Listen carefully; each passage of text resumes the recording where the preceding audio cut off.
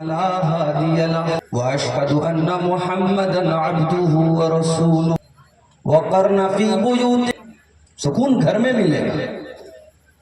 اور یہ بات اللہ نے قرآن میں کہی ہے. اللہ کبھی ہمیں لگتا ہے اسلام میں اتنی سختی کیوں ہے؟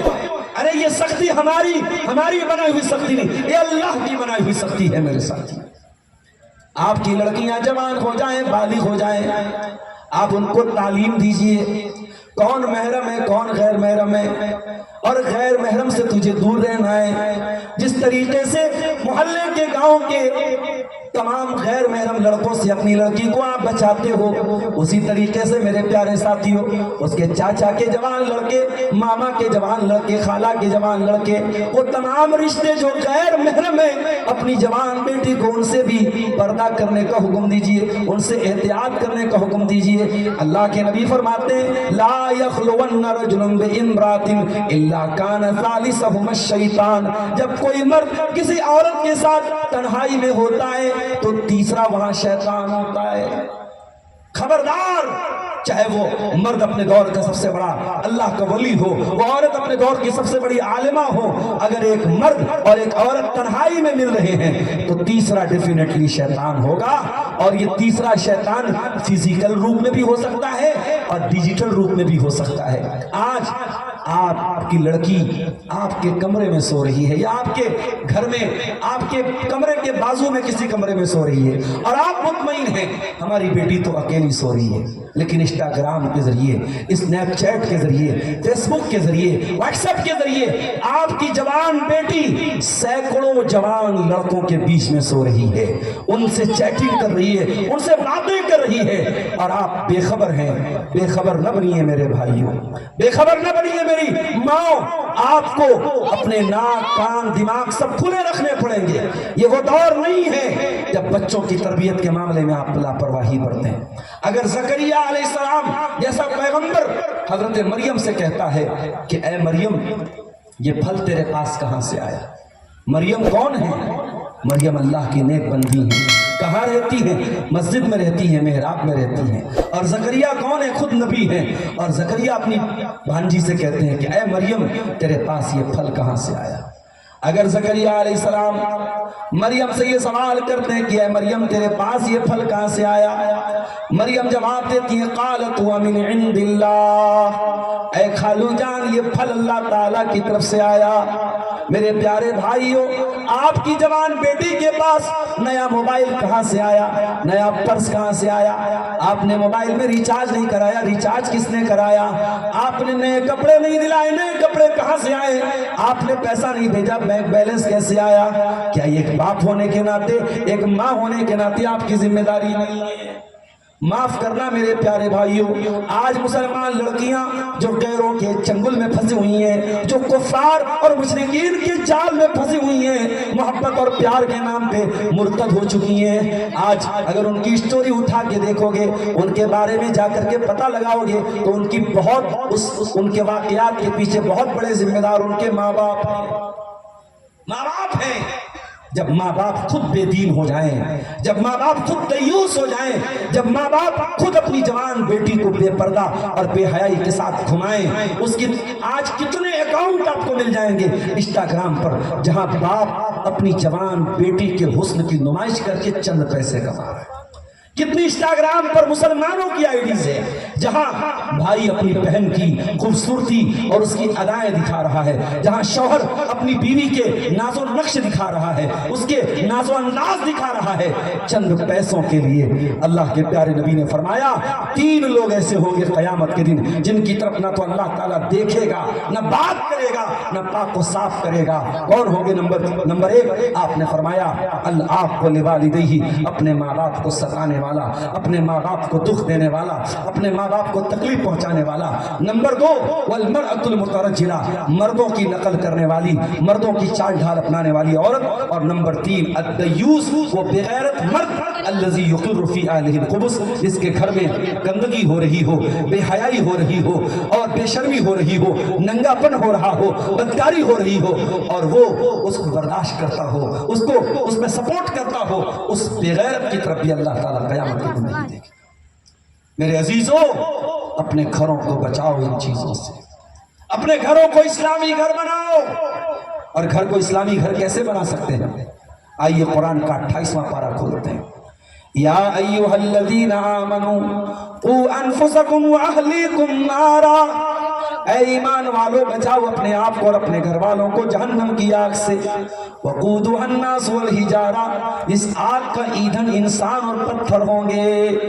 علیہا ملائکۃ غلاظ شداد لا یعصون اللہ، اور جہنم کے داروغہ ایسے فرشتے ہوں گے جو اللہ کی نافرمانی نہیں کرتے، جو اللہ تعالیٰ کے ہر حکم کو مانتے ہیں۔ وہ فرشتے نہ تو رشوت لیں گے، نہ کسی کا کوئی سورس وہاں کام دے گا۔ وہ جہنم کے جو داروغہ ہوں گے، وہ جہنم کے جو چوکیدار ہوں گے، وہ جہنمیوں کے ساتھ کوئی مربت نہیں کریں گے، کوئی رحم نہیں برتیں گے۔ میرے بھائیوں، اپنے گھر والوں کو جہنم کی آگ سے بچاؤ۔ اور یہ جہنم کی آگ سے کیسے بچائیں گے آپ؟ حضرت علی نے فرمایا علموہم وادبوہم، اپنے گھر والوں کو دین کی تعلیم دو، اپنے گھر والوں کو ادب سکھاؤ۔ شروعات اس سے ہونی چاہیے۔ آج ہماری نوجوان نسل کو دین کے بارے میں کچھ بھی نہیں پتا۔ معاف کرنا میرے پیارے بھائیوں، سال میں ایک پروگرام کرا لینے سے دین کی مکمل معلومات ہونے والی نہیں ہے، چند تقریریں سن لینے سے دین کا علم حاصل نہیں ہو جائے گا۔ آپ کو برابر محنت کرنی پڑے گی۔ جب دور فتنوں کا ہے، جب دور بے حیائی کا ہے، جب سوشل میڈیا سے لے کر اخبارات تک اور ٹی وی سے لے کر نیوز چینل تک ہر جگہ توحید کو دبانے کی کوشش ہو رہی ہے اور کفر کو پروموٹ کیا جا رہا ہے، شرک کو پروموٹ کیا جا رہا ہے، ایک ایسے دور میں اپنی نوجوان نسل کو، اپنے لڑکوں کو، اپنے لڑکیوں کو دین کی بیسک نالج دینا بہت ضروری ہے۔ اپنے بچوں کو میں یہ نہیں کہتا عالم بنا دو، عالمہ بنا دو۔ اگر ایک بچہ عالم بن گیا، ایک بچی عالمہ بن گئی، بہت اچھی بات ہے۔ آپ عالم بناؤ چاہے مت بناؤ، عالمہ بناؤ یا نہ بناؤ، لیکن اپنے بچوں کو دین کی بیسک نالج ضرور دے دینا۔ آج کتنی عورتیں ہیں میرے بھائی، ان کو توحید اور شرک کے بارے میں کچھ نہیں پتا۔ بچہ بیمار ہو گیا، گلے میں تعویذ بھی باندھ رہی ہے، بچے کو مالش کے بعد نظر کا ٹیکا بھی لگا رہی ہے۔ ابھی کل میں اپنے رشتہ داری میں ایک جگہ گیا تھا، کوئی حج کر کے وہاں آیا تھا، تو دو چار وہ جو ٹرے ہوتی ہے جس میں کھجور وغیرہ رکھتے ہیں، دو چار ٹرے ٹوٹ گئی۔ اب سب پورا اہل حدیث کا گھرانہ ہے، تو کچھ عورتوں نے کہا کہ یہ بار بار اب شکن کیوں ہو رہا ہے، لگ رہا ہے کوئی گھٹنا گھٹنے والی۔ میں نے کہا یہ ٹرے ٹوٹنے سے کس نے بتایا کہ اب شکن ہوتا ہے؟ یہ عوام میں پھیلی ہوئی اس طریقے کی جاہلانہ باتیں آج اہل حدیثوں کے گھروں میں بھی پائی جا رہی ہیں۔ خبردار میری ماں اور بہنوں، اپنی توحید کو پکا کرو، توحید اتنی پکی کر لو، بچہ مر جائے تو مر جائے، مگر بچے کا علاج کسی مشرک کے در پہ، کسی شرکیہ طریقے سے بچے کا علاج کرنے کے لیے ماں تیار نہ ہو۔ یہ عقیدہ آپ کا ہونا چاہیے۔ ام حبیبہ رضی اللہ تعالیٰ عنہ کو دیکھیے، ان کے باپ کا انتقال ہوا، 3 دن گزر گئے، تیسرا دن جیسے آیا انہوں نے خوشبو منگائی اور تمام عورتوں کے سامنے اپنے بدن پہ خوشبو لگائی۔ کہا ہے عورتوں، مجھے خوشبو لگانے کی کوئی ضرورت نہیں تھی، مگر میں تم کو یہ بتانے کے لیے خوشبو لگا رہی ہوں کہ اللہ کے پیارے نبی نے فرمایا کہ کسی مسلمان عورت کے لیے جائز نہیں ہے جو اللہ کے اوپر ایمان رکھتی ہو اور قیامت کے دن کے اوپر ایمان رکھتی ہو کہ وہ 3 دن سے زیادہ زینت ترک کر دے، 3 دن سے زیادہ غم منائے، کسی کے مرنے پر 3 دن سے زیادہ سوگ منائے، صرف شوہر کے مرنے پر 4 مہینہ 10 دن تک بیوی کو عدت گزارنا ہے، اس کو سوگ منانا ہے، اس کو زینت نہیں کرنا ہے، اس کو خوشبو نہیں لگانا ہے۔ میرے باپ کا انتقال ہوا تھا، آج تیسرا دن ہے، میں جان بوجھ کر کے خوشبو لگا رہی ہوں تاکہ یہ بتا دوں کہ اب اس کے بعد 3 دن کے بعد مجھے کوئی سوگ منانے کی اجازت نہیں ہے۔ اللہ اکبر، یہ نبی کی صحابیات تھی۔ میری پیاری ماں اور بہنوں، آج آپ کا کردار کہاں ہے؟ آج پریوار ٹوٹ رہے ہیں۔ ادھر شادی ہوئی، 6 مہینے کے بعد فون آیا، مولانا صاحب آپ نے نکاح پڑھایا تھا، فلاں ہماری بچی کا نکاح پڑھایا تھا، وہ بچی ہماری اس کے ساتھ رہ نہیں پائے گی، کھلا لینا چاہتی۔ مولانا صاحب طلاق دے دیا شوہر نے، یہ کیوں طلاق کے واقعات آ رہے، یہ کیوں کھلا کے واقعات آ رہے، یہ کیوں گھر نہیں بن پا رہے ہیں؟ میں نے بہت غور کیا اور غور کرنے کے بعد مجھے 2 باتیں سمجھ آئی۔ ایک بات تو یہ سمجھ میں آئی کہ ہمارے یہاں شادی جب ہوتی ہے تو شادی میں صرف ایک کام ہم سنت کے مطابق کرتے ہیں، نکاح پڑھوا لیتے ہیں بس۔ شادی میں دین کے نام پر صرف ایک ہی کام ہوتا ہے کہ ہم نکاح پڑھوا لیتے ہیں، باقی شادی میں کسی کو دین یاد نہیں آتا۔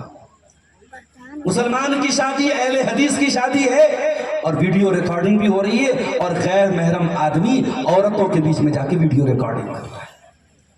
مسلمان کی شادی ہے اور اس میں بھی اہل حدیث کی شادی ہے، اور صاحب جہیز کا لین دین بھی طے ہو رہا ہے، اتنا کیش چاہیے اور اتنی فلاں گاڑی چاہیے، فلاں 4 پہیہ چاہیے، فلاں 2 پہیہ چاہیے، ڈیمانڈ بھی ہو رہی ہے۔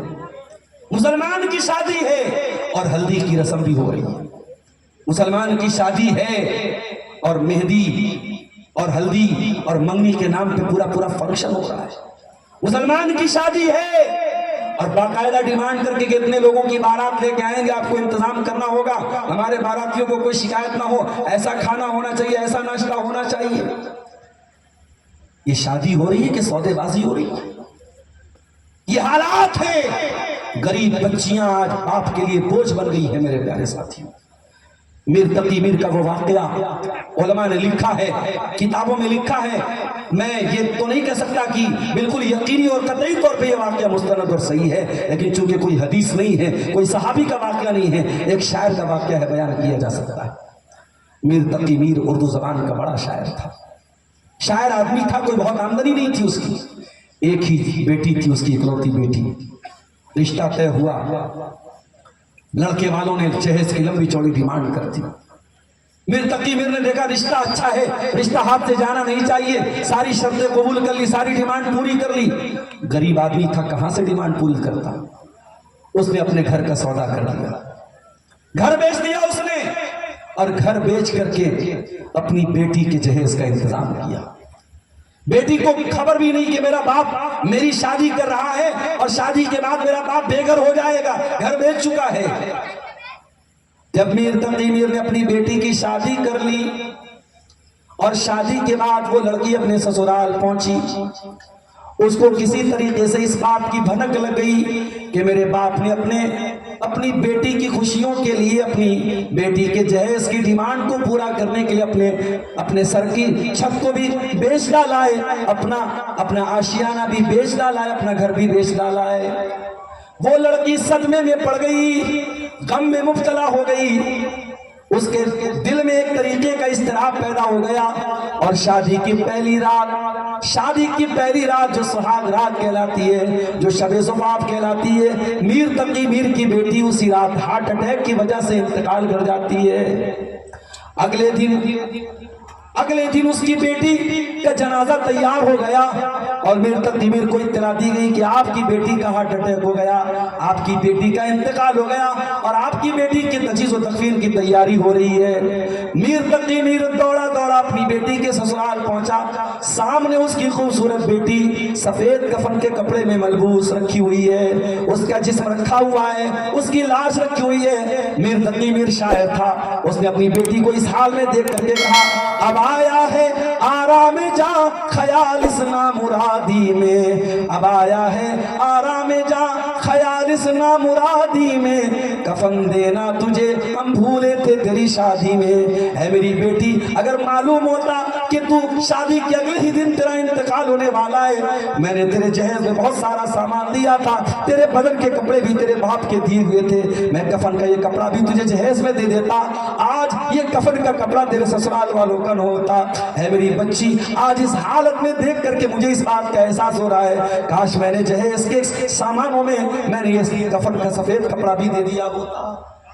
یہ ایک واقعہ ہے میرے ساتھ، اس کو ایک مثال سمجھیے، اس طریقے کی ہزاروں مثالیں سماج اور معاشرے میں بکھری پڑی۔ ہم اور آپ معاف کرنا، صرف آمین اور رفع الیدین والے اہل حدیث بچے ہیں بس۔ تراویح 8 رکعت ہونی چاہیے، ہاتھ سینے پر ہونا چاہیے، آمین زور سے ہونی چاہیے۔ ہم نے انہی چند چیزوں کو اہل حدیثیت سمجھا ہے۔ ارے اگر اہل حدیث ہو تو شادی بیاہ میں بھی اہل حدیث بنو، لین دین میں بھی اہل حدیث بنو، پکے سلفی بنو، سلف کے طریقے پر چلو، رشتہ ناتا کرنے جاؤ تو دولت اور دھن دیکھ کر کے رشتے نہ کرو، دین دیکھ کر کے رشتے کرو۔ اللہ کے پیارے نبی فرماتے ہیں تنکح المرأة لأربعین لمالها ولحسبها ولجمالها ولدینها، جب لڑکی کی شادی ہوتی ہے 4 چیزیں لڑکی کے اندر دیکھی جاتی ہیں، مال دیکھا جاتا ہے، خوبصورتی دیکھی جاتی ہے، خاندان دیکھا جاتا ہے، اور دینداری دیکھی جاتی ہے۔ آپ نے فرمایا فاظفر بذات الدین، تم دیندار لڑکی کو اپنے گھر میں لے کے آ جاؤ، کامیاب ہو جاؤ گے۔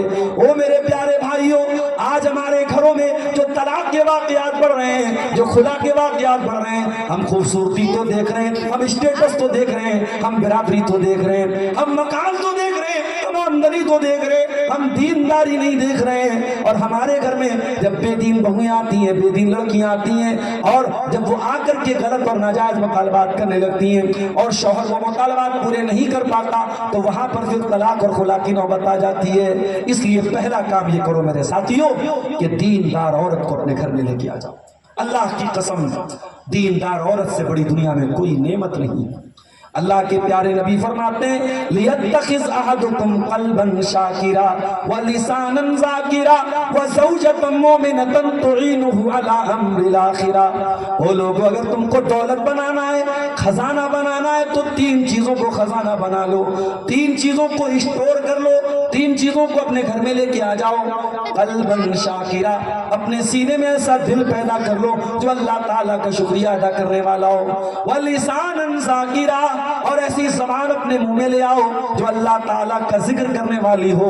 کاروبار اچھا چلتا ہو تب بھی اللہ کا شکر کرتی ہو، اگر کاروبار میں مندی آ جائے تب بھی اللہ کا نام لیتی ہو، سختی آ جائے تب بھی اللہ کا نام لیتی ہو، آسانی آ جائے تب بھی اللہ کا نام لیتی ہو۔ ایسی زبان اپنے منہ میں پیدا کر لو۔ وَزَوْجَةً مُؤْمِنَةً تُعِينُهُ عَلَىٰ أَمْرِ الْآخِرَةِ، اور ایسی نیک بیوی اپنے گھر میں لے کے آ جاؤ جو دین کے کاموں میں آپ کی مدد کرے۔ دیندار بیوی بہت بڑی نعمت ہے میرے ساتھی، جانتے ہو دیندار بیوی کا ایک نقشہ کھینچا اللہ کے نبی نے، بڑی پیاری حدیث ہے، بڑے غور سے سنیے گا۔ آج ایسی عورتیں اگر گھروں میں آ جائیں، ایسے جوڑے بن جائیں تو گھر باغ باغ بن جائے۔ رحم اللہ رجلا قام من اللیل، اللہ تعالی رحمت نازل فرمائے اس آدمی کے اوپر جو رات لوٹ کر کے تہجد پڑھتا ہے، قیام اللیل کرتا ہے، وَأَيْقَظَ امْرَأَتَهُ، اور اپنی بیوی کو اٹھاتا ہے۔ اگر بیوی انکار کر دے تو بیوی کے چہرے پر پانی چھڑک کر کے اٹھاتا ہے، میری محترمہ چلو تم بھی اٹھو، میں اکیلے تہجد نہیں پڑھوں گا، تم کو بھی پڑھنا پڑے گا، اپنی بیوی کو اٹھاتا ہے۔ وَرَحِمَ اللَّهُ امْرَأَةً قَامَتْ مِنَ اللَّيْلِ، اور اللہ تعالی رحمت نازل فرمائے اس عورت کے اوپر جو رات لوٹ کر کے تہجد پڑھتی ہے۔ وَأَيْقَظَتْ زَوْجَهَا، اور اپنے شوہر کو بھی اٹھاتی ہے، اور شوہر اگر انکار کر دے تو پانی چھڑک کر کے کہتی ہے اے میرے سرتاج اٹھ جائیے، رات ہو چکی ہے، آپ نے آرام کر لیا ہے، اب تھوڑا وقت اللہ کی عبادت میں بھی گزار لیجئے۔ اپنے شوہر کو اٹھا کر کے تہجد پڑھواتی ہو۔ اللہ تعالیٰ نے عورت کے اندر یہ جذبہ رکھا ہے، یہ قبولیت کی کفن دیا ہے اللہ نے عورت کو۔ عورت کو کام اپنے ناز و انداز سے کروا سکتی ہے جو بڑے بڑے پہلوان اپنی طاقت سے نہیں کر سکتے۔ فرعون جیسا ظالم آدمی دنیا میں کسی کی بات نہیں مانتا تھا، بچوں کا قاتل تھا۔ فرعون کی بیوی نے اس سے کہا، جب موسیٰ علیہ السلام اس کی گود میں آئے تو فرعون نے ان کو بھی قتل کرنے کا آرڈر دیا، تو فرعون کی بیوی نے کہا لا تقتلوه عسى ان ينفعنا او نتخذه ولدا، اے میرے سرتاج اس بچے کو قتل نہ کروائیے، یہ بچہ آگے چل کر کے ہمارے کام آئے گا، ہم اسے اپنا بیٹا بنا لیں گے۔ فرعون کسی کی بات نہیں مانتا تھا، بیوی کی بات مان گیا۔ میرے پیارے ساتھیوں، دیندار بیوی گھر میں آ جائے، گھر میں باغ و بہار ہو جائے گی، گھر جنت بن جائے گا انشاءاللہ۔ اسی طریقے سے میرے پیارے ساتھیوں، گھر میں اگر ہم گھر کو ایک دیندار گھر بنانا چاہتے ہیں تو گھر میں اولاد کو ماں باپ کا فرما بردار بننا پڑے گا۔ آج یہ نافرمان اولادیں، یہ ماں باپ کے حکم کو ٹھکرانے والی اولادیں، یہ میچور ہونے کے بعد اور جوان ہونے کے بعد اپنے آپ کو ماں باپ سے زیادہ تجربے کار اور قابل سمجھنے والی اولادیں، ان کی وجہ سے بھی گھروں کا ماحول بگڑا ہے میرے ساتھ۔ آپ کے ماں باپ کے پاس جو تجربہ ہے وہ آپ کے پاس نہیں ہے۔ مجھے کسی نے بتایا، مولانا صاحب اس پر بھی بولیے گا، آج کل محبت کی شادیاں بہت ہو رہی ہیں، کسی سے تعلق ہوا، لڑکا بزد ہو گیا، شادی کروں گا تو اسی کے ساتھ کروں گا، माँ बाप ने पता किया लड़की का किरदार अच्छा नहीं है, लड़की का खानदान अच्छा नहीं है, लड़की के लक्षण अच्छे नहीं है। माँ बाप ने समझाने की कोशिश की, लड़का बसीत हो गया, शादी करूंगा तो उसी से करूंगा वरना घर छोड़ के चला जाऊंगा। मोहब्बत की शादियां, लव मैरिज बहुत हो रही है आजकल, और आप अंजाम उठा के देखिएगा, माँ बाप की नाफरमानी करके और माँ बाप के हुक्म को जूतों तले रौंद के जो ये शादियां हो रही हैं, ये ज्यादातर नाकाम हो रही है मेरे साथ। दूर के ढोल बड़े सुहाने होते हैं, वो इंस्टाग्राम और फेसबुक पर बड़ी लंबी चौड़ी बातें करने वाली लड़की और बड़ी लंबे चौड़े बातें करने वाला लड़का, शादी के बाद जब औकात पता लगती है तब धीरे धीरे दोनों एक दूसरे से दूर होने लगते हैं। मेरे भाइयों, अपने माँ बाप के तजर्बे की कदर करो। माँ बाप आपका बुरा नहीं चाहते। हाँ, मैं ये भी कहूंगा, अगर कभी ऐसी पोजीशन बने कि कोई रिश्ता वाकई में अच्छा है, लड़की दीनदार है, लड़का दीनदार है, और उसके रिश्ते का प्रपोजल सामने आ जाए, तो माँ बाप भी जिद ना करें, माँ बाप वहां हाँ कर दें, रिश्ता कर दें, शादी कर दें। लेकिन मोहब्बत और प्यार के नाम पे किसी भी ऐरे गैरे नत्थु खैरे के साथ अपनी लड़की की शादी माँ बाप नहीं कर सकते। मेरे साथ आज कितनी लड़कियां हैं। अभी पटना में मेरा एक ड्राइवर है, पटना में मैं जब जाता हूं उसी गाड़ी से जाता हूं, वो बताने लगा, उसका कोई दोस्त है, यादव है, वो पटना की किसी बहुत बड़े मुसलमान खानदान की लड़की से उसका अफेयर है। अब जब ये लफ्ज़ अफेयर बोला जाता है ना हमारे यहाँ, तो अफेयर का मतलब सब कुछ होता है। अफेयर है इसका मतलब लड़की बात भी कर रही है, मुलाकात भी हो रही है, और क्या क्या हो रहा है अल्लाह अल्लाह। अब आप गौर कीजिए, एक मुसलमान लड़की एक गैर मुस्लिम लड़के के साथ उसका अफेयर चल रहा है, और लड़की भी बड़े अच्छे खानदान की है। अब क्या अंजाम होगा इस मोहब्बत का? कल हो सकता है वो लड़का लड़की को लेके भाग जाए, लड़की उसके मोहब्बत में इस्लाम को छोड़ दे, मुर्तद हो जाए, और वहां हो रहे वाकयात मेरे साथी। मेरी माँ और बहनों, बड़ी मुश्किलात के बाद औलाद पलती है, बड़ी तकलीफें झेल के माँ बाप आपको पालते हैं, अपने पेट पे पत्थर बांध के आपको खिलाते हैं, अपने शौक और अरमान की कुर्बानी देकर आपकी तालीम पूरी कराते हैं। इसलिए नहीं करते हैं कि आप किसी का हाथ पकड़ के भाग जाएं। खबरदार मेरी बहनों, अपने माँ बाप की इज्जत पर कभी धब्बा न लगने देना, कभी कोई ऐसा कदम न उठाना कि आपका बाप समाज में किसी से आंख मिलाने के काबिल न बचे। अपने माँ बाप की नाक न कटवाना। और ये जुमला याद रखना मेरी बहनों, ये सोशल मीडिया की मोहब्बत, ये इंस्टाग्राम वाली मोहब्बत, ये मोहब्बत नहीं है, ये सब जिस्म के साथ खेलने की साजिश है। अरे जिसको मोहब्बत होगी आपके साथ, इस्लाम ने आपको महारानी बनाया है, और महारानी से मिलने के लिए प्रोटोकॉल को पूरा करना पड़ता है। नौकरानी से तो कोई भी मिल सकता है, लेकिन महारानी से मिलने के लिए प्रोटोकॉल पूरा करना पड़ता है। इस्लाम ने एक औरत को महारानी बनाया है। एक औरत से निकाह करना है तो डायरेक्ट औरत को आई लव यू, लड़की को आई लव यू का मैसेज लिख के नहीं भेजा जाएगा। लड़की के बाप के पास प्रॉपर तरीके से पैगाम निकाह भेजा जाएगा, और लड़की का बाप अगर कबूल करेगा तभी निकाह होगा, वरना निकाह नहीं होगा। मेरे साथी, मेरी बहनों, खबरदार, किसी की बदकारी की दावत को कबूल ना करना। अरे जो मोहब्बत करेगा आपसे, वो बदकारी करके आपको जहन्नम में नहीं लेके जाएगा। जो मोहब्बत करेगा वो निकाह करके जन्नत का हम सफर बनाएगा आपको। मेरी बहनों, मेरे भाइयों, मोहब्बत के नाम पे अपने माँ बाप की नाफरमानियां न करो, अपने माँ बाप की इज्जतों को मिट्टी में न मिलाओ। ये समाज पहले ही बहुत सारे मसाइल से दो चार है। माँ बाप को तकलीफों में न डालो। याद रखो, माँ के कदमों के नीचे जन्नत बताई गई, और बाप को जन्नत का दरवाजा बताया गया, और माँ बाप की कुर्बानियों का ये सिला न दो कि बुढ़ापे में वो बैठ करके रोएं, बेटी के जाने पे रोएं और बेटे की बगावत पे रोएं। ये सब माहौल मेरे प्यारे साथियों न पैदा हो। और घर में एक इस्लामी माहौल पैदा करना है तो मेरे भाइयों, एक काम हमें आपको और करना पड़ेगा, और बहुत जरूरी है वो चीज कि हमें अपने घरों में नमाज का माहौल पैदा करना पड़ेगा। माँ बाप भी नमाजी बने, बच्चों को भी नमाजी बनाएं, बच्चियों को भी नमाजी बनाएं। बच्चे जवान हो जाएं, बड़े हो जाएं, उनका हिसाब लिया जाए, तूने नमाज क्यों नहीं पढ़ी, तू फजर में कहाँ था, तू ज़ोहर में कहाँ थी, तूने असर क्यों नहीं पढ़ी। ये एक मुसलमान के घर का अंदाज होना चाहिए, ये एक मुसलमान के घर का हाल होना चाहिए। اللہ قرآن میں کہتا ہے وَأَمُرْ أَهْلَكَ بِالصَّلَاةِ وَاسْتَبِرْ عَلَيْهَا، اپنے گھر والوں کو نماز کا حکم دو اور خود بھی نماز کی پابندی کرو۔ صرف خود نماز کی پابندی کرنے سے کام نہیں چلے گا، اپنے گھر والوں کو بھی نماز کا حکم دینا پڑے گا۔ ابھی ہم نے قربانی کا تہوار منایا، اسماعیل علیہ السلام کو ہم نے کئی بار نام لیا۔ قرآن کہتا ہے وَاذْكُرْ فِي الْكِتَابِ اسماعیل، یاد کرو میرے نبی اسماعیل کو، إِنَّهُ كَانَ صَادِقَ الْوَعْدِ وَكَانَ رَسُولًا نَبِيًّا، اسماعیل وعدے کے بڑے پکے تھے اور اسماعیل اللہ کے نبی تھے، اللہ کے رسول تھے۔ وَكَانَ يَأْمُرُ أَهْلَهُ بِالصَّلَاةِ، اور اسماعیل اپنے گھر والوں کو نماز کا حکم دیا کرتے تھے۔ میرے پیارے ساتھیوں، اتنے بڑے بزنس مین نہ بنو کہ نماز سے غافل ہو جاؤ۔ میری بہنوں، اتنی گھر گرہستی والی نہ بنو کہ نماز سے غافل ہو جاؤ۔ قرآن کہتا ہے رجال لا تلہیہم تجارت ولا بیع عن ذکر اللہ واقام الصلاۃ وایتاء الزکاۃ، میرے متقی بندے وہ ہیں، میرے نیک بندے وہ ہیں، ان کا کاروبار ان کو نماز سے غافل نہیں کرتا، ان کا لین دین، ان کا دنیا کا کاروبار ان کو نماز سے غافل نہیں کرتا۔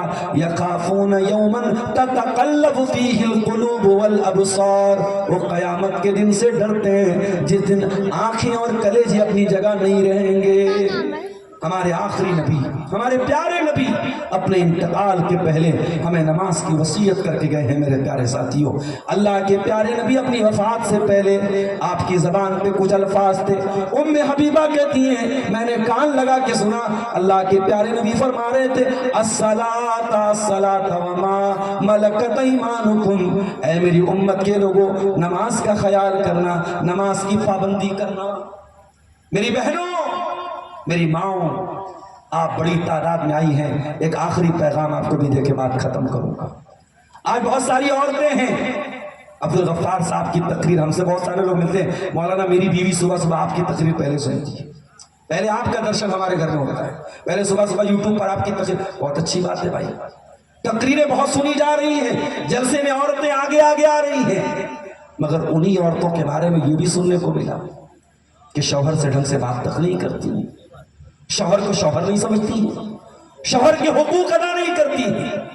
میری ماں اور بہنوں یاد رکھو، تقریر میں جانا فرض نہیں ہے، عبدالغفار صاحب کی تقریر سننا، نیاز احمد فیضی صاحب کی تقریر سننا یہ واجب نہیں ہے، لیکن ایک شادی شدہ عورت کے لیے اپنے شوہر کو خوش رکھنا، اپنے شوہر کی خدمت کرنا، اپنے شوہر کی اطاعت کرنا یہ فرض ہے، یہ واجب ہے۔ اللہ کے رسول کے پاس ایک عورت آئی، کسی کام سے جانے لگی، آپ نے پوچھا ادھر آؤ، آزادی زوجین انتی، شادی شدہ ہو؟ کہنے لگی ہاں اے اللہ کے نبی شادی شدہ ہو۔ آپ نے فرمایا یہ بتاؤ اپنے شوہر کے لیے کیسی ہو؟ کہنے لگی اے اللہ کے رسول میں اپنے شوہر کی خدمت میں کوئی کسر نہیں چھوڑتی۔ آپ نے فرمایا دیکھ بھال لو، غور کر لو کہ تم اپنے شوہر کے لیے کیسی ہو، فَإِنَّمَا هُوَ جَنَّتُكِ وَالنَّارُكِ، تمہارا شوہر تمہاری جنت بھی ہے اور تمہارا شوہر تمہاری جہنم بھی ہے۔ میری بہنوں، شوہر کا رشتہ اتنا بڑا رشتہ ہے کہ شوہر کی اجازت کے بغیر عورت کو نفل روزہ رکھنے کی اجازت نہیں ہے۔ رمضان کے علاوہ کوئی بھی روزہ شوہر کی اجازت کے بغیر بیوی نہیں رکھے گی، شوہر کی اجازت لینی پڑے گی، کیونکہ روزے کا مطلب یہ ہے کہ فجر سے لے کر کے مغرب تک شوہر اپنی بیوی کے قریب نہیں آ سکتا ہے۔ اپنے شوہر کو اس حق سے محروم کرنے کے لیے شوہر کی اجازت ضروری ہے، شوہر کی اجازت کے بغیر عورت نفل روزہ تک نہیں رکھ سکتی۔ اور یہ بھی سن لیجئے، میاں بیوی کے درمیان جو رشتہ ہے اس رشتے کی بڑی نزاکتیں ہیں۔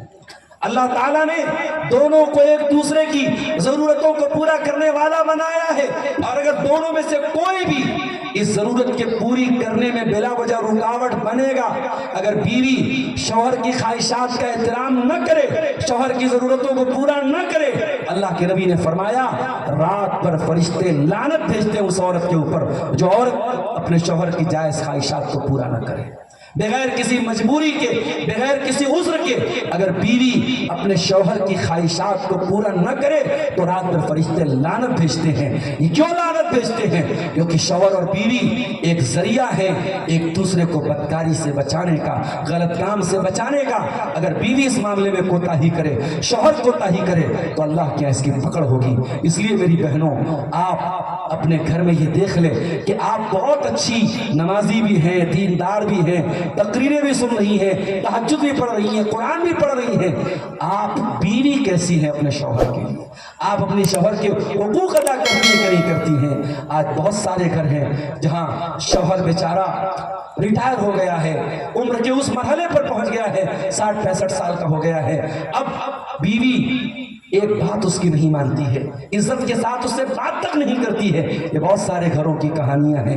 معاف کرنا میری بہنوں، میری ماؤں، اگر یہ آپ اپنے شوہر کے ساتھ یہ سلوک کر رہی ہیں، آپ اپنے آپ کو جہنم کا حقدار بنا رہی ہیں۔ ایک مسلمان عورت کو اگر جنت میں جانا ہے، نبی نے فرمایا 4 کام کر لے، مسلمان عورت جنت میں چلی جائے گی۔ اذا صلت المرأة خمسها وصامت شهرها واطاعت زوجها واحسنت فرجها، جب عورت 5 ٹائم کی نماز کی پابندی کرے، رمضان کا روزہ رکھے، شوہر کی اطاعت کرے اور اپنی آبرو کی حفاظت کرے، وہ عورت جنت کے جس دروازے سے چاہے وہ جنت میں جا سکتی ہے۔ یہ چند باتیں گھروں کی اصلاح کے تعلق سے آپ کے سامنے رکھی گئی، چونکہ ہمارے بعد ہمارے عزیز دوست شیخ نیاز احمد فیضی صاحب کا بھی خطاب، تو انشاءاللہ پھر کبھی کسی دوسرے موقع سے انشاءاللہ باتیں پوری ہوں گی۔